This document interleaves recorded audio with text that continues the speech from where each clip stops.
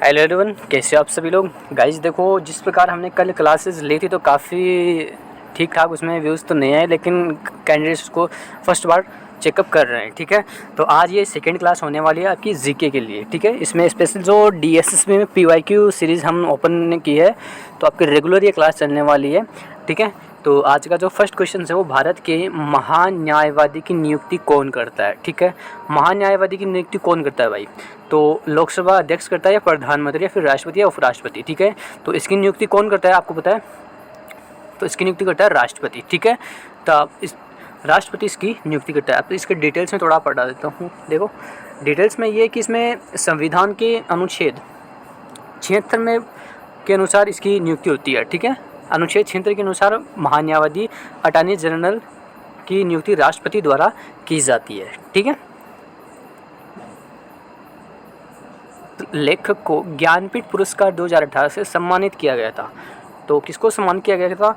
William Dalrymple को, अमिताभ घोष को, या फिर समानता सेन को, या मलाला यूसुफजई को। ठीक है, तो अमिताभ घोष को 2018 में आपको ज्ञानपीठ पुरस्कार इनको दिया गया था। ठीक है, अब ये किस चीज़ के लिए दिया गया था वो अभी आपको डिटेल्स में बता देता हूँ। ठीक है, तो ये इनको अंग्रेजी भाषा के साहित्यकार में इनको ये 2018 में दिया गया था, और 54वां ये ज्ञानपीठ पुरस्कार इनको प्रदान किया गया था, जो 24 सितंबर 2020 को ये ज्ञानपीठ पुरस्कार इनको दिया गया था, अमिताभ घोष को। ठीक है, तो एंड ये 6वें लेखक हैं। ठीक है, मलयालम भाषा के 6वें लेखक हैं जिन्होंने ज्ञानपीठ पुरस्कार प्राप्त किया है।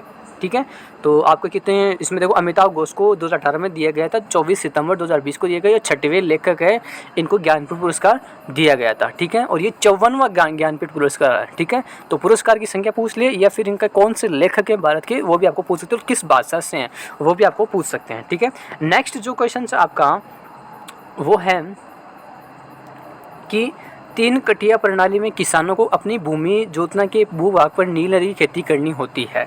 ठीक है, तो गाइज ये जो सीरीज़ नंबर आ रहे हैं ना, ये ऐसा है कि मतलब जो प्रीवियस ईयर मैंने ऑलरेडी जो क्वेश्चंस करा दिए हैं उससे आगे की सीरीज़ के नंबर हैं। ठीक है, तो उसी के अनुसार पूरी सीरीज़ मैंने क्रिएट कर रखी है, तो वो आपको बैक टू बैक आपको दिखा दूंगा मैं। ठीक है, तो आज जो क्वेश्चन है ये 63 नंबर का क्वेश्चन है। ठीक है, तो इसमें क्वेश्चन है कि 3 कटिया प्रणाली में किसानों को अपनी भूमि जोतने के भूभाग पर नील की खेती करनी होती थी।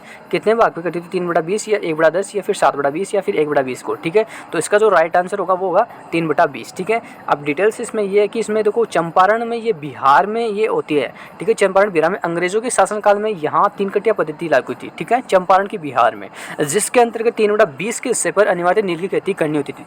3/20 में हिस्से में आपकी नील की खेती की जाती थी। ठीक है, इसका जो भारत में पहला सत्याग्रह का पहला प्रयोग आपका 1917 में 3 कटिया पद्धति को समाप्त करने के लिए महात्मा गांधी द्वारा यह किया गया था। ठीक है, उत्पादन किस राज्य में किया जाता है? तो कॉफ़ी का जो उत्पादन होता है ना वो गाइज आपका हरियाणा में होता है, पंजाब, राजस्थान या फिर कर्नाटका में। तो आपका कर्नाटक में सबसे ज़्यादा आपका कॉफ़ी का उत्पादन किया जाता है। ठीक है, जो आपके भारत के मूल रूप से यहाँ पे कुल कितनी कॉफ़ी होती है? तो ये पहाड़ी क्षेत्रों में होता है। ठीक है, और यहाँ पे कुल 2,86,777 मैट्रिक टन कॉफ़ी का उत्पादन किया जाता है, जिसका कर्नाटक राज्य में अधिकतम 71%, केरल में 21% और तमिलनाडु में 5% उत्पादन होता है।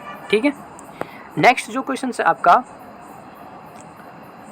निम्नलिखित राजाओं में से कौन मराठा साम्राज्य से जुड़ा हुआ है? मराठा साम्राज्य से कौन जुड़ा हुआ है? शिवाजी, या फिर जहांदारी शाह, या फिर राजा अजित सिंह, या फिर मुर्शिद कुली खान।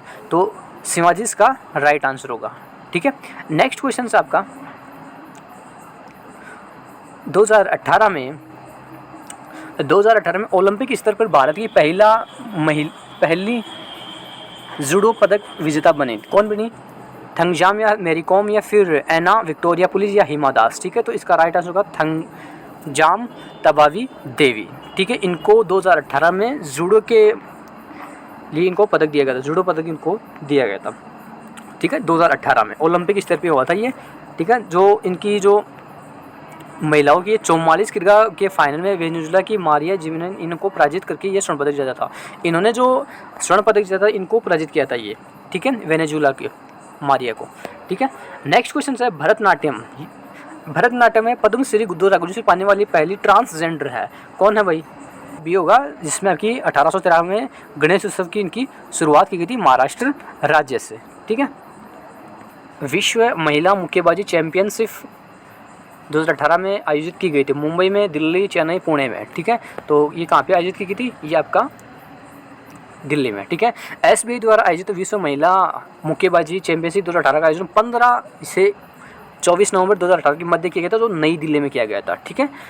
ये मुक्केबाजी की गई थी। और विश्व में कब हुआ था? ये पोलैंड के। ठीक है। विश्व में ये 10 अप्रैल से लेकर 24 अप्रैल तक 2021 में किस लिए पोलैंड में किया गया था। ठीक है। अगला क्वेश्चन है, नयनार संत निम्नलिखित में से किस भगवान के भक्त थे? ठीक है। कृष्ण का, शिव के, या फिर ब्रह्मण या विष्णु के? ठीक है। तो शिव के इसका राइट आंसर होगा। नेक्स्ट क्वेश्चन से इसमें आपका एक प्रकार के धार्मिक साहित्य जातक निम्नलिखित में से किस धर्म से संबंधित है? बौद्ध धर्म से, यहूदी, या फिर सिख, या फिर जैन? तो बौद्ध धर्म से ये संबंध रखते हैं।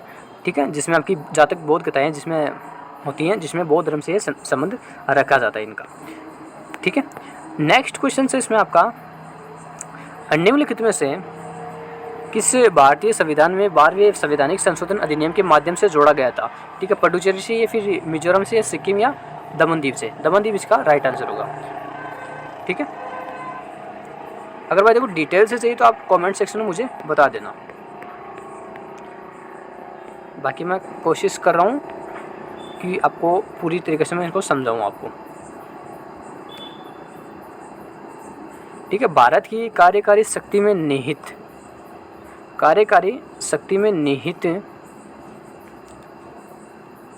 शक्ति राज्य की कार्यकारी शक्ति में निहित है। ठीक है। राज्यपाल, मुख्यमंत्री, प्रधानमंत्री या उपराष्ट्रपति? तो इसका जो राइट आंसर होगा वो आपका होगा राज्यपाल। ठीक है। राज्यपाल राज्य की निहित शक्ति होती है। नेक्स्ट क्वेश्चन है इसमें आपका 2019 में 7वें स्मिथ चैलेंज को पूरा करने वाली प्रथम महिला आईपीएस कौन है भाई? प्रथम महिला आईपीएस आपकी कौन हो गई? अपर्णा कुमार, या फिर आपके अर्चना रामदास, या फिर विमला मेहरा, या फिर डॉबी संध्या? ठीक है। तो अपर्णा कुमार इसका राइट आंसर होगा, जो कर्नाटक से हैं। ठीक है। नेक्स्ट क्वेश्चन है, खेलो इंडिया यूथ गेम्स 2019 में आयोजित हुई। ठीक है। कहाँ पे आयोजित थी? पुणे में, नई दिल्ली, या सूरत, या कोलकाता में? तो इसका राइट आंसर होगा पुणे में। ठीक है। तो ये कुछ चार्ट है, इसमें ये आपके खेलो इंडिया यूथ गेम आपका सम्मिलित किया गया था। 2018 में दिल्ली में हुआ था, ये 31 जनवरी 8 फरवरी के बीच हुआ था। और 2019 में पुणे महाराष्ट्र में हुआ था, जो 9 जनवरी से 20 जनवरी के मध्य हुआ था। 2020 में आपका गुवाहाटी असम में हुआ था, जो 10 जनवरी से 22 जनवरी के बीच हुआ। और 2021 में आपका पंचकुला हरियाणा में आया था, 21 नवंबर 5 दिसंबर के बीच में। ठीक है। तो ये क्वेश्चन आपके संसद का अंतर्राष्ट्रीय दिवस कब मनाया जाता है? ठीक है। ये भाई डीएसएसपी में ये आपका एलडीसी में पूछा हुआ क्वेश्चन है। डीएसएसपी में एलडीसी में पूछा हुआ क्वेश्चन है, संसद का अंतर्राष्ट्रीय दिवस को मनाया जाता है 30 जून को, या 27 जून को, या फिर 27 मई को, या फिर 30 मई को? तो 30 जून को विश्व स्तर पर यह संसदीय दिवस मनाया जाता है। ठीक है।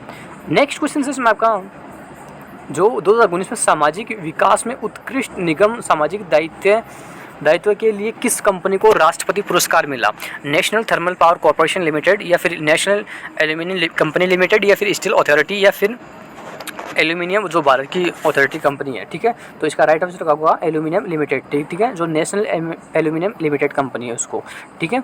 तो ये दिया गया था, इसको राष्ट्रपति पुरस्कार पर इसको प्रदान किया गया था। ठीक है। लाडली स्कीम में इसको। नेक्स्ट क्वेश्चन आपका श्री रंगपट्टम युद्ध ब्रिटिश ईस्ट इंडिया कंपनी के बीच हुआ था।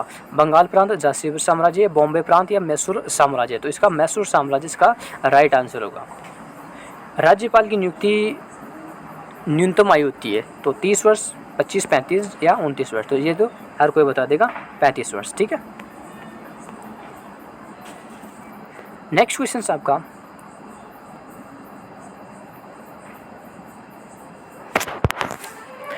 नेक्स्ट क्वेश्चन है, ये भाई साइंस का क्वेश्चन है, इसमें साइंस भी पूछी जाती है। निम्नलिखित में से किस जीव में प्रोकैरियोट्स कोशिका पाई जाती है? एक कोशिक में, या फिर राइजोपस में, या विषाणु में, या नीले हरे शैवाल में? ठीक है। तो इसका राइट आंसर आपका होगा डी का। ठीक है। प्रोकैरियोट्स आपको मैं डिटेल से बता देता हूँ।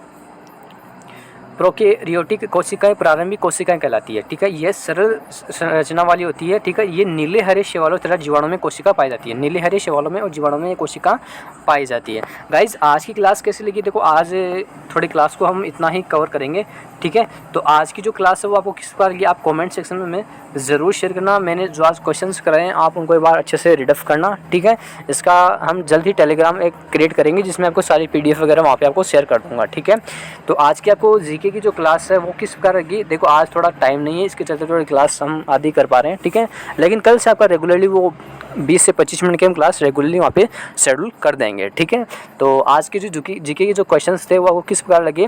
ये प्रीवियस ईयर सारे पूछे हुए क्वेश्चंस हैं जो आपके IDC में हो गया या फिर स्टेनोग्राफर जितने भी एग्जाम्स होती हैं आपकी DSSP में, इसमें जो करंट एग्जाम्स हुई हैं उसको भी हम टारगेट करेंगे। ठीक है, उनके क्वेश्चंस भी आपके साथ में शेयर करूँगा, लेकिन ये प्रीवियस ईयर क्वेश्चंस है वो जो एग्जाम्स काफ़ी दिन पहले हो चुकी हैं। ठीक है, तो उनके क्वेश्चंस मैंने आपके साथ शेयर किए हैं स्पेशल जीके के लिए। ठीक है, तो मैं पूरा जीके इसमें कवर करने की कोशिश करूँगा कि मतलब जब तक टिल एग्ज़ाम, ठीक है, टिल एग्ज़ाम होगी, टिल एंड एग्ज़ाम मतलब कब तक एग्ज़ाम होगी तब तक हम पूरी जीके की सीरीज़ करने वाले हैं, जिसमें काफ़ी स्टूडेंट्स को इसमें बेनिफिट्स होगा कि अगर आपने एक बार ही अच्छे से पढ़ लिया तो आराम से इसमें कवर कर लोगे जीके का पोर्शन को। स्पेशली जीके की मैं गारंटी ले सकता हूँ, जीके में आराम से इसमें कवर कर लोगे। ठीक है, तो वीडियो को लाइक शेयर जरूर कर देना और चैनल को सब्सक्राइब कर देना। ठीक है, जय हिंद, जय भारत।